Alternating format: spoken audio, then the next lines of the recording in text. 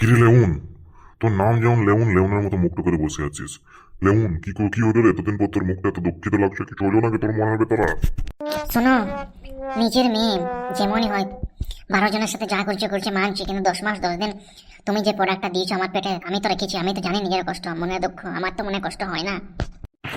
আরে বাড়া, তুই লেউন, তোর পেটে যে দুটো প্রোডাক্ট দিয়েছিস না, আমার নাম অভিমন্যু নাগ। আমার মতো অভিমন্যু নাগ যার পেটটা কম বয়সে আমার আমার নাম সবাই ধসে। তুই যে ওই রেশমি আর ওই গুদমারানি দুটো প্রোডাক্ট দিয়ে দিচ্ছিস না, সেটা অভিমন্যু নাগ এখন অভিমন্যু ইঁদুর হয়ে গেছে। বুঝলি, আমার ইজ্জতের পুরো গানে মেরে রেখে দিয়েছে তোর দুটো ছেলে মেয়ে। ও তো পালাইছে কোথাকার কোন গ্রামের লোকের সঙ্গে পালাইছে জানি না, এখন কিন্তু কোনো হাদিস নাই। সে কোথায় কি করছে তার কোনো খবর নাই। আর তার জন্য দুঃখ করে কি করবো বল লেউন?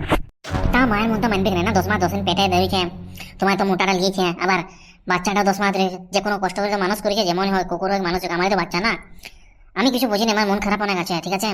তুমি অভিমন্যু নাগ, তো নাগের মতো ফস ফস করে তুমি তোমার মেয়েকে খুঁজে বার করবে, ঠিক আছে? আমি তো সব কিছু জানি না, আমার মনে দুঃখের পাহাড় ভেঙে যাচ্ছে অভিমন্যু। আমি তোমার স্বামী, তুমি আমার স্বামী, তোমার কোনদিন নাম করিনি, তারপর আমি তোমার নাম লিখছি, তার মানে কতটা দুঃখ হচ্ছে বুঝতে পারছো?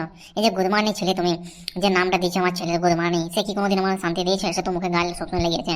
কিন্তু মেয়েটার একটু আত্র তো বুদ্ধি ছিল, মাধ্যমিক পাস করেছিল, সেটারও তো জ্ঞান ছিল, কিন্তু কোথাকার কে ছেলে নিয়ে গেল সেটাও তো বুঝতে পারিনি। আমার তো ইচ্ছা ছিল যে মেয়েকে যতটুকু দিয়ে ভালো করে সবকিছু দিয়ে পাঠাবো। কোন গায়ে কোন দুনিয়া খুঁজে বলবো রেশমি কোথায় পালাইছে? হয়তো যে লি পালাইছে সে হদিস জানে। কি নাম জামাইয়ের, কি নাম, কে লি পালাইছে কিচ্ছু জানি না আমি। আমি এত সব কিছু বুঝিনি, তুমি অভিমন্যু নাগ, তুমি হার মানলে হবে না, তুমি হচ্ছে নাগ আমার, তোমার হার মানা আমি স্বীকার করতে পারবো না। হ্যালো দাদা, এটা কি রেশমির বাড়ি নাকি? তুমি আমার অজানা, তুমি অজানা হচ্ছে না ব্যক্তি, আমার মেয়ের নাম কি করে জানলে? আমার মেয়ে কি বেঁচে নাই? আমার মেয়েকে মরে গেছে, বলো বলো বলো, কি হয়েছে আমার মেয়ে? একটু কষ্ট করে বলো, তুমি আমার মেয়ের নাম করেছো, তুমি আমার মেয়েকে বেঁচে আছে তুমি জানো? এই দাদা, লেমন চুপ, একদম চুপ, কানবি নেই মা। ফালতু ফালতু চোখের জল নষ্ট করছে। ওই জানি কোথা থেকে এসছে কে ওঠে, তারপর তো কানবি নাকি মা? আপনার কারা, কোথা থেকে এসেছ একটু বলবে নাকি? আমার মনটা অঞ্চানো করছে, এতদিন পর আমার মেয়ের নাম শুনলাম তো। তো কোথা থেকে এসেছো একটু বলো, কোথা থেকে? আগে আপনার মেয়ে যে ছেলের সাথে পালাইছি ওই ছেলে হচ্ছে আমার ছেলে ফুটো। আপনার মেয়ে আমার ঘরে অনেক খুশিতে আছে, কিন্তু আমি এতদিন ধরে খুঁজে পাচ্ছিলাম না যে আমার ফুটুক একটাও বলে না যে তো মেয়েটাকে নিয়ে পালাই এসছে। তার জন্য আমি অনেক ভাবছিলাম যে মেয়েটাকে বিয়ে দিল, কিছু দিল না কিছু দিল না, এইভাবে অনেক চাপে ছিলাম। কিন্তু আজকে সমস্ত কিছু ক্লিয়ার হয়ে গেল আমার। আমার কোনো দুঃখ নাই। তুমিরা তোমারাকে চোখে ধুলো দিয়ে ফুটো নিয়ে পালাইছে আমি বুঝতে পেরেছি, তখন আমি ফুটোর যে গানটা মারবো। আরে জিনিসপত্র কথা বাদ দাও, ওর মেয়ে যে আমার দিন রাত পুলি মারে, সেটা তো কি কোনো ইজ্জত মান সম্মান তোমার রাখে? ওকে চুপ চুপ চুপ চুপ, আগে জিনিসপত্র আদায় করে ভালো করে তারপর বাকি ব্যাপারটা। মেয়ে যেমন হোক রান্ডি হোক বা বেশ সাল চলে যাবে, কিন্তু জিনিসপত্র আমার লাগে, এসি আর বাইকটা আমার লাগে আগে, বুঝলি? চুপ চুপ চুপ চুপ।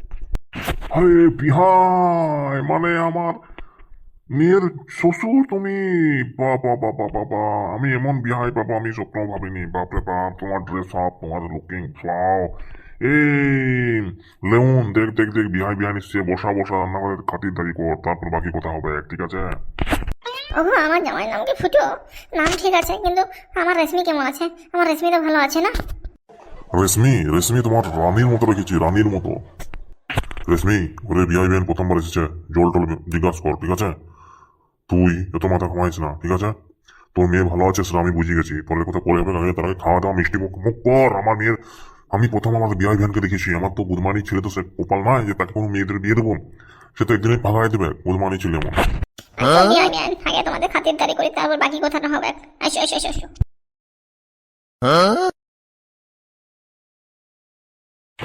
দেশি লোক লোক দেশি গাল, গোজ্জাটে ফাঁকি ফাঁক ফাঁক তারা। এই খেলা কি উল্টো পড়া বকছি, পঞ্চায়েতের মেম্বার খেলা, মানুষজন শুনলে উল্টো পড়া বকবে। চুদ না। আর নিতার আসার টাইম হয়ে গেল রে, কই এলো কই বুধমানি বেটাকে? কে বাম হাত হবে কে ডান হাত হবে সেটা আমি ঠিক করে দেওয়া, একটা মজার কেস আছে আজকে। দেশি লোক লোক দেশি গাল। তোর জবে থেকে পঞ্চায়েতের মধ্যে ডিজেটা লাগাইছি সেদিন আমার গানের জজ জিতে গেছে গান শোনা খেলা। নিজের পঞ্চায়েতের মেম্বারগুলি মাথায় থাকছে না, বারবার শুধু গানটাই গাইতে মনে হচ্ছে। বাংলার নতুন পঞ্চায়েত, আধার কার্ড, রেশন কার্ড, এসআইআর, অনেক কিছু, জন্ম সার্টিফিকেট সবই কিছু আছে। বোকাজি তারা কম্পিউটার অন্তত জানায়, বড় লোকের বাপের বেটা তো চৈতাম কি কম্পিউটার যেন তাকে সেই হিসেবে বসাবো। আজ যে বাল ছেড়েছে সেই হিসেবে বসাবো, কিন্তু আমি যখন সাইডে বেরবো সাথে থাকবে দুজনে। কি রে মা, এত লেট কেউ করে বোকাজি তারা? তোর আশায় বসে বসে বলে মা আসবে এখানে, দেখতে পাচ্ছি তো পঞ্চায়েত অফিস পুরো খালি। তোদের ভ্যাকান্সি এই জন্য বের করেছি যে পঞ্চায়েত অফিস পুরো খালি। দিলীপদা আমার দায়িত্বটাকে বলো, তুমি খুলে বলো, সম্পূর্ণ কথাটা তুমি খুলে বলো, তারপর আমরা আমাদের যুক্তি দেবো। পঞ্চায়েত তো নতুন তৈরি হয়েছে, আগে আমাদের গ্রাম পঞ্চায়েত ছিল না, এখন নতুন পঞ্চায়েতে তুমি দিলীপ ঘোষ পঞ্চায়েত মেম্বার হয়েছ, তার মানে এর অনেক দায়িত্ব আছে, অনেক কাজ আছে, কি জানি তাই কি বলিস? হ্যাঁ রে হ্যাঁ বুঝেছি, কিন্তু আমরা কেউ বেকার হলে হবে না, না আমাদের বাপের হোটেলে খেয়ে হবে। আমরাও তো কিছু কিছু করতে হবে না, কিছু কাজ। তো দিলীপ দা কি বলছে শুনিয়ে লাগে। শুন বোকাচো জানি তাই ঠেম না, তোর মধ্যে যে কম্পিউটার জানিস সে বেশি বেতন পাবি, আর যে কম্পিউটার জানি না সে কম বেতন পাবি। আমি কম্পিউটার জানি নাই, আমি আগেই বলে দিচ্ছি তাই তুই কম্পিউটার কাটা সারিলে। শুন পাঠাচ্ছ দাঁড়া, আমার বলা বক্তব্য যে কম্পিউটার কাজ জানিস 10 টাকা বেশি পাবি, যে জানিস তা আমার আমার পদে পদে ঘুরি বলি আমার গাড়ির পেছনে ঘুরবি 5,000 টাকা বেশি দেবো, কি আছে শুনিলে? কম্পিউটার কাজ জানলে বেশি আমরা 5,000 টাকা এক্সট্রা পাবি, আর নাহলে আলাদা পাবি, এটাই হচ্ছে মেন ব্যাপার। তো তোরা দুজন কলিগেতে আমার পঞ্চায়েতের মেন অতিথি, আমি যখন বাইরে যাবো তখন তোরা আমার সাথে সাথে যাবি, আর যখন পঞ্চায়েতের মধ্যে বসে থাকবো তখন তোরা নিজের কাজ করবি, এটাই তোর ডিউটি। আর মাস পরে তোরা অনেক টাকা পাবি, আর প্লাস তুই সম্পূর্ণ পঞ্চায়েত পুলিশের পাওয়ার পাবি। দিলীপ দা আমি সম্পূর্ণ আমার রাজি, তুমি আমাদের কাজ ফিক্স করো। তুমি যেখানে যেখানে যাবে সেখানে আমরা চিল কায়োর মতো করে বলবো।